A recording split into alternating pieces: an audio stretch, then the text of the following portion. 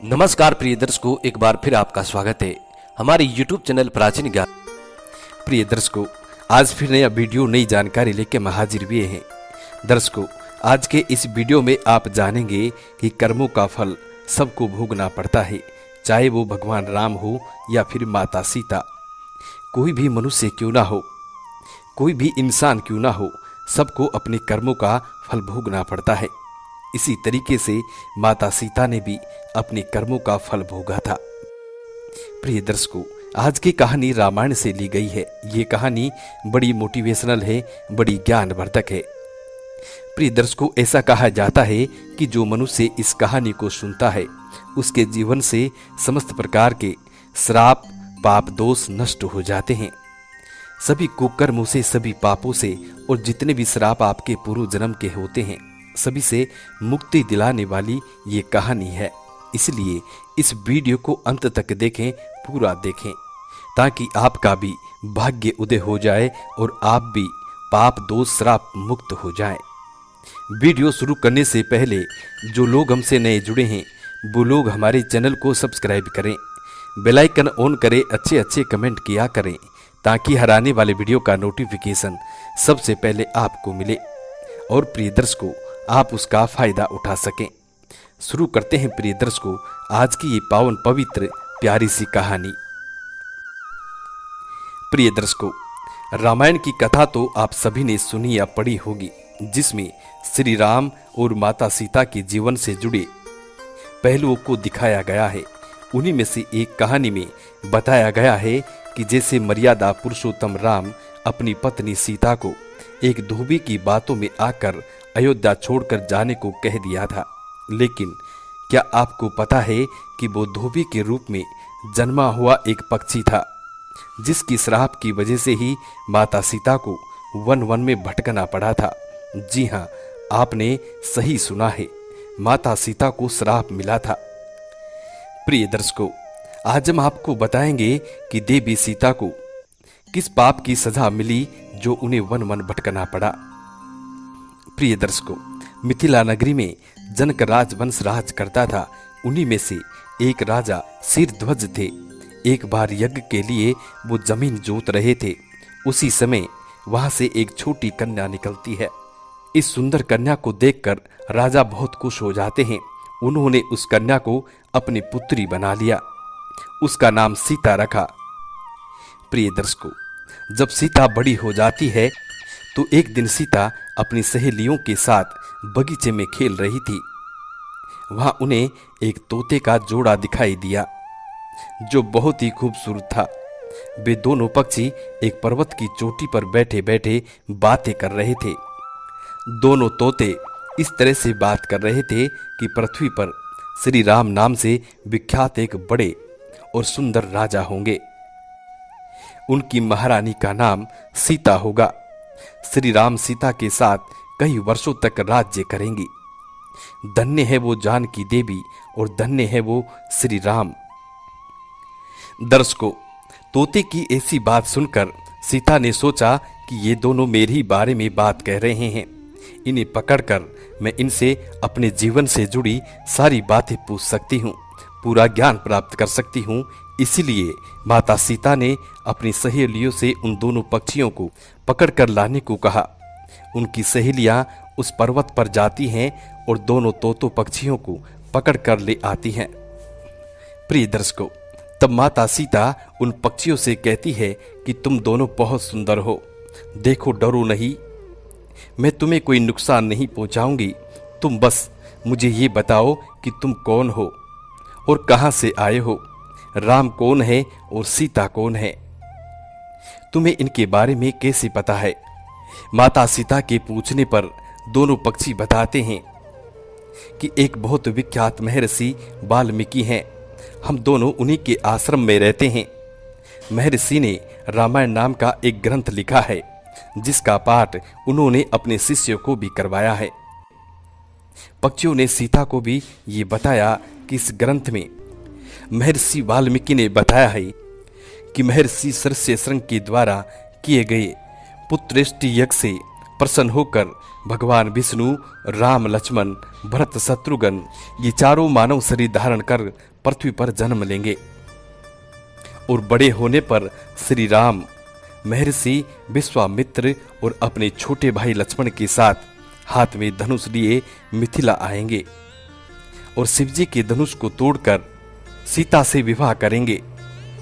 फिर उस पक्षी के जोड़े ने कहा कि हे सुंदरी, हमने तुम्हें सब कुछ बता दिया है, अब हमें छोड़ दो, हम जाना चाहते हैं। पक्षियों की बात सुनकर माता सीता के मन में और भी बातें जानने की इच्छा प्रकट होती है।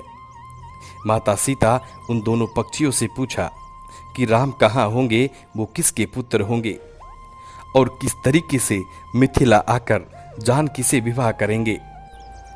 प्रिय दर्शकों, तब नर तोता बोला कि श्री राम का मुख कमल के समान सुंदर होगा, नेत्र बड़े बड़े और खुले हुए होंगे, नासिका ऊंची, पतली भुजाएं घुटनों तक, गला शंख के समान होगा। मैं उनका क्या वर्णन करूं, जिनके गुणों का बखान सो मुख वाला भी कर सकता है। दोनों पक्षी कहते हैं कि जानकी देवी धन्य है जो जल्द ही रघुनाथ की पत्नी बनकर उनके साथ कई वर्षों तक राज करेंगी। लेकिन तुम कौन हो? पक्षियों की बातें सुनकर माता सीता ने कहा कि जिसे तुम लोग जानकी कह रहे हो वो मैं ही हूँ। माता सीता उन्हें कहती है कि मैं तुम दोनों को तब तक नहीं छोड़ूंगी जब श्री राम यहाँ आकर मुझसे विवाह नहीं करेंगे। तब तक तुम दोनों आराम से मेरे घर पे रह सकते हो। प्रिय दर्शकों, ये सुनकर मादा तोता जानकी से कहती है, हम वन के पक्षी हैं और घरों में हमें सुख नहीं मिलता है, इसलिए हमें जाने दीजिए। और ऊपर से मैं गर्भवती हूँ, मैं अपने स्थान पे जाकर अपने बच्चे को पैदा करूंगी। आप चाहे तो उसके बाद फिर से मैं यहाँ पर आ सकती हूँ। उस पक्षी के कहने पर माता सीता जी ने उसे नहीं छोड़ा।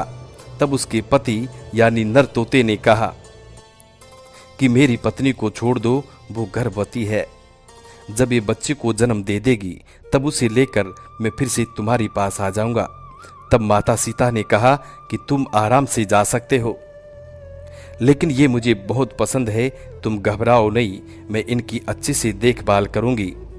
जब सीता उस मादा तोते को छोड़ने से मना कर देती है तब वो पक्षी दुखी हो जाता है। दोबारा फिर से सीता जी से निवेदन करता है कि मैं अपनी पत्नी के बिना जीवित नहीं रह सकता, इसलिए इसे छोड़ दो। माता सीता, तुम बहुत अच्छी हो, मेरी प्रार्थना मान लो। इस तरह उसने बहुत समझाया, लेकिन सीता ने उसकी एक भी बात नहीं मानी और उसकी पत्नी को नहीं छोड़ा।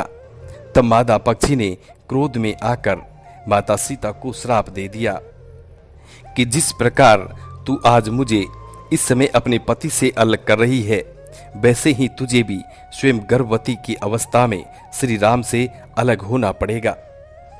प्रिय दर्शकों, कुछ दिन बाद पति से बिछड़ने के दुख से मादा पक्षी के प्राण निकल गए। पत्नी की मौत हो जाने पर नर पक्षी दुखी हो गया। फिर वो माता सीता जी से बोला कि मैं मनुष्य से भरी श्री राम की नगरी अयोध्या में जन्म लूंगा और मेरे ही कारण तुम्हें पति वियोग का दुख उठाना पड़ेगा। ये कहकर वो वहां से उड़ जाता है और कुछ सालों बाद उसका जन्म अयोध्या में धोबी के घर हो जाता है। उस धोबी के कारण ही माता सीता जी का अपमान हुआ। उन्हें अपने पति श्री राम से अलग होना पड़ा। उस तोते का श्राप ही माता सीता जी के पति श्री राम से बिछड़ने का कारण बना।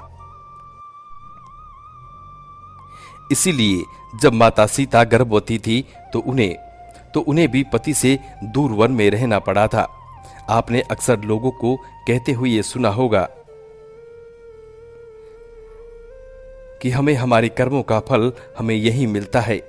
इस कहानी से ये बात सिद्ध हो जाती है कि कर्मों के फल से कोई भी नहीं बच सकता, फिर चाहे वो भगवान श्री राम क्यों ना हो, चाहे वो माता सीता क्यों ना हो, सभी को अपने कर्मों का फल भोगना पड़ता है।